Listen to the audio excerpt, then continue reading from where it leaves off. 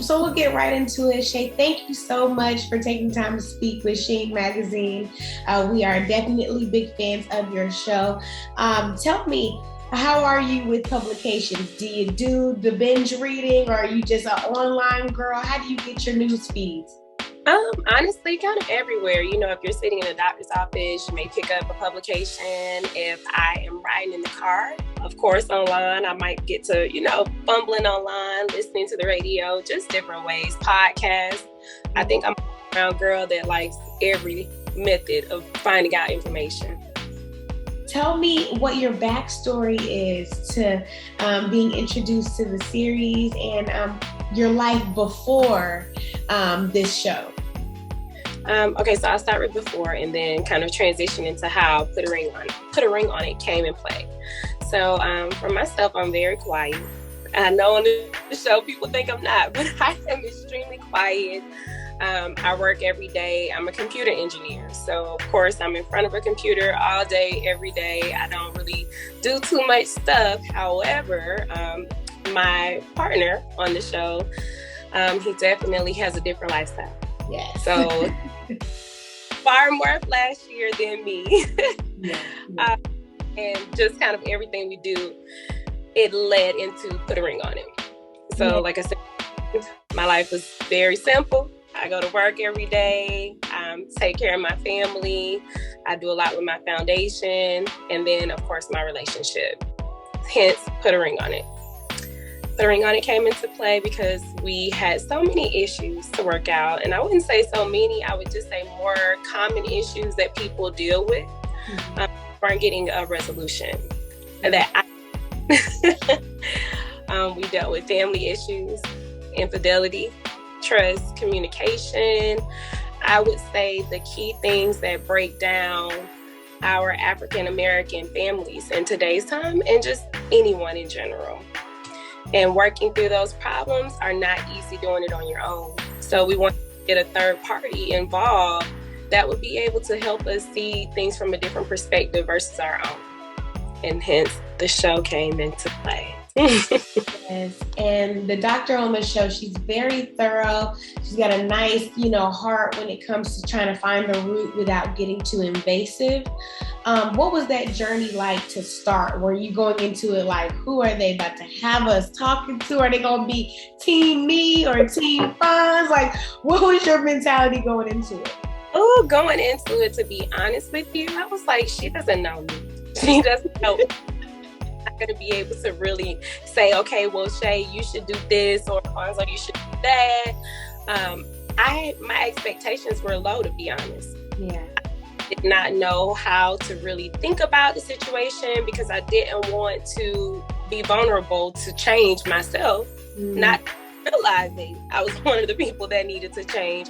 And also being vulnerable to people, seeing and judging how we live, our lifestyles, and just kind of the things we've gone through. So, yeah, I wasn't really receptive. And understandable, rightfully so. You want to make sure that people are not, getting you on camera to switch up on you and, are they going to turn you into the enemy? Are you going to be the heroine? Like, what's going to be the arc of the show, right? When it comes to you as a person, what was one thing that you wanted to translate, maybe just as an individual or in your relationship to the audience? The one thing I will say I wanted women in general to really see and understand is that you can go through things. No relationship is perfect, and it's okay to talk about them. A lot of times we hide our flaws. We hide the insecurities that we may have within our relationships because we don't want to be judged. We don't want people to say we're stupid or you're making a mistake. When in actuality, everything you do in life is a simple learning lesson. You have to decide whether you want to go right or left with that lesson once it's learned. Absolutely. And so tell me about your career and that work-love balance, because you got into it a little bit in the beginning, but that is a huge dynamic difference. How do you meet in the middle, and how is your career a benefit to your overall dynamic? So it's a challenge. It's definitely a challenge. Like I said, I am computer based. I work from home. I've been doing this for over 10 years. It's hard every day. Sometimes we're in, from a relationship standpoint, different cities, different states for extended periods of time. And trying to balance out dealing with each other, dealing with our issues, dealing with regular everyday life, it's a true struggle. It takes a lot of compromise. It takes a lot of sacrifice, and just really being there for each other and being able to merge the two together so that we can coexist. And I find that a lot of days difficult. It's like being a mom. Mom, finding that healthy balance between really dealing with your child every day, which is something that you have to do. Being able to nurture your child, being able to teach them, being able to really cultivate your relationship and ensuring that your child gets the things that they need. I equate that to work in my relationship sometimes. And I don't even have children yet.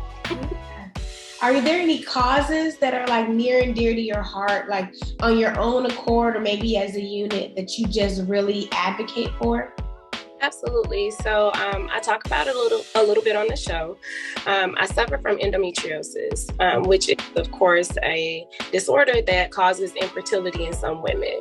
I have a foundation called the Pink Queen Bee, and we not only deal with endometriosis, but we also deal with assisting women that have breast cancer, any health-related issues. We're advocates for being able to help you understand what you're going through and to get through it, because I didn't have that type of support. When I was diagnosed at 18 years old, nobody knew what it really was. I had cervical cancer. I mean, I heard that I had a lot of different things, and I'm like, well, what's really going on with me? Why are my cycles this bad? Why am I unable to get up every day and do what normal people do? Why do I have a cycle sometimes 2 or 3 times a month? And not having the knowledge and the resources to really understand that, it kind of put me in a position to where I didn't really know what to do. I didn't have anybody to turn to that suffered from what I was going through. So for me, endometriosis is top tier. It's something that I think a lot of women are uneducated about, and they're just simply told, oh, it's PMS. Oh, you're supposed to have bad cramps. Well, that's not true. Mm-hmm. It's very interesting. I've had a few friends that have endometriosis, and I wouldn't have known about it if I didn't have such close relationships with those girls. And I see it affected all of them differently. There was no one way to skin it. You think you got your eye on it, and then they have a flare up. Those kind of things. Lastly, when it comes to how you want to affect the community in that way, and the things that you advocate for, what ways can the community assist you, and what ways do you continue to plan to assist the community? So from a community perspective, I would love for more women to rally around the women that do have different disorders or do have things that are going on internally that, the outside world can't see.